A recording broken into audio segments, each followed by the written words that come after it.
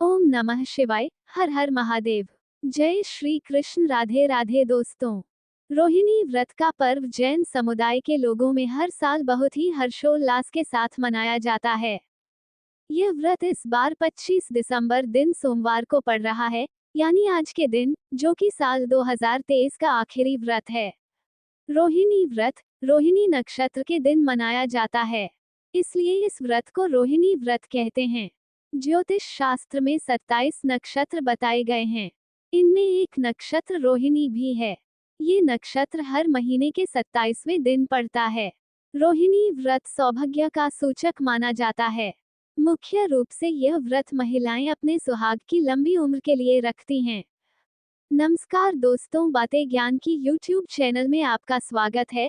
इस चैनल के द्वारा भक्ति, ईश्वर कथा, पौराणिक कथाएं, प्रेरक कहानियां और ज्ञानवर्धक कहानियों का विशेष संकलन आपको मिलेगा और आप ऐसे ही ज्ञानवर्धक वीडियो देख पाएंगे।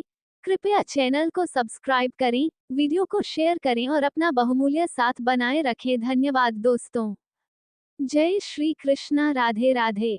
मान्यता है कि इस व्रत को रखने से महिला को अपने पति की लंबी आयु के साथ अच्छा स्वास्थ्य मिलता है।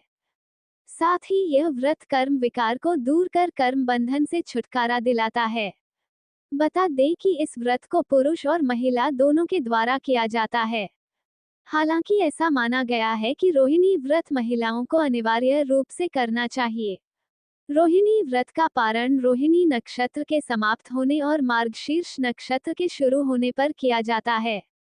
हर वर्ष 12 रोहिणी व्रत आते हैं और ये साल का आखिरी रोहिणी व्रत है।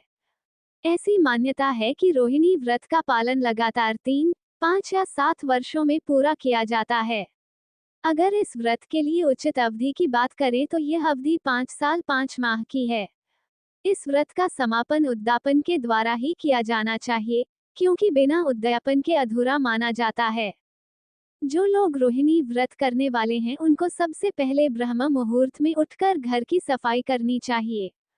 उसके बाद नित्य कर्म से निवृत्त होकर स्नानादि पानी में गंगा जल मिलाकर करें। उसके बाद व्रत का संकल्प लें और अब सूर्य भगवान को जल से अर्घ्य दें। व्रतधारी सूर्यास्त के पहले फलाहार कर लें, क्योंकि सूर्यास्त के बाद किसी प्रकार का भोजन करना रोहिणी व्रत में वर्जित माना जाता है। जैन समुदाय में ऐसी मान्यता है कि रोहिणी व्रत करने से व्रती को कर्म बंधन से छुटकारा मिल जाता है और इस व्रत का विशेष फल प्राप्त होता है। इसके अलावा रोहिणी व्रत से आत्मा का विकार भी दूर हो जाता है। पूजा करने के बाद पूरे दिन भगवान वासुपूज्य की आराधना करें। भगवान को वस्त्र, फूल अर्पित करें। उनको फल मिठाई का भोग लगाएं। इस दिन मन में ईर्ष्या, द्वेष जैसे कुविचारों को आने न दें। किसी महिला का अपमान न करें। हिंदू धर्म के मुताबिक सबसे पहले सुबह जल्दी उठकर स्नान कर स्वच्छ वस्त्र धारण करें। इसके बाद भगवान श्री कृष्ण और माता रोहिणी के समक्ष व्रत का संकल्प लें और उनका ध्यान करें। भगवान श्री कृष्ण और मां रोहिणी की प्रतिमा या तस्वीर स्थापित करें और स्नान कराएं। उनको कलावा अर्पित करें और अक्षत लगाएं। श्री कृष्ण और माता रोहिणी वस्त्र, पुष्प, फल, मिठाई आदि चढ़ाएं। मंत्रों का जाप करें। पूजा के आखिर में आरती करें और भोग को प्रसाद के रूप में बांटें। पौराणिक कथा के अनुसार चंपापुरी नगर में राजा माधवा और रानी लक्ष्मीपति के 7 पुत्र और एक बेटी थी, जिसका नाम रोहिणी था।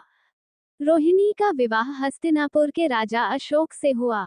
एक समय हस्तिनापुर में एक मुनिराज आए और सभी ने धर्मोपदेश को ग्रहण किया। राजा ने मुनिराज से पूछा कि आखिर उनकी रानी इतनी चुप चुप क्यों रहती है। मुनिराज ने इसी राज्य में एक धनमित्र नाम का व्यक्ति था, जिसकी कन्या का नाम दुर्गंधा थी। लड़की के पास हमेशा दुर्गंध आती थी, इसी कारण वह हमेशा उसकी शादी के लिए परेशान रहता था। धनमित्र ने अपने पुत्री का विवाह अपने मित्र के पुत्र श्रीशेन के साथ धन का लालच देकर कर दिया, लेकिन उसकी दुर्गंध से परेशान होकर वह 1 महीने में ही उसे छोड़ गया। धनमित्र ने दूसरे मुनिराज अमृतसेन से दुर्गंधा की व्यथा बताई और पुत्री के बारे में पूछा। तब उन्होंने बताया कि गिरनार पर्वत पर राजा भूपाल अपनी रानी सिंधुमती के साथ रहते थे। नगर में एक बार मुनिराज आए थे। राजा ने रानी से मुनिराज के लिए भोजन की व्यवस्था करने को कहा। रानी ने क्रोधित होकर मुनिराज को कड़वी तुबी का आहार दिया। इस मुनिराज को अत्यंत वेदना सहनी पड़ी और उन्होंने अपने प्राण त्याग दिए।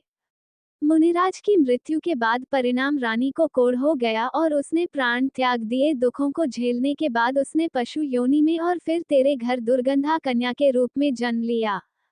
धनमित्र ने पुत्री के ठीक होने का विधान पूछा। मुनिराज ने कहा कि सम्यक दर्शन सहित रोहिणी व्रत पालन करो। जिस दिन हर मास रोहिणी नक्षत्र आए उस दिन चारों तरह के आहार का त्याग करें।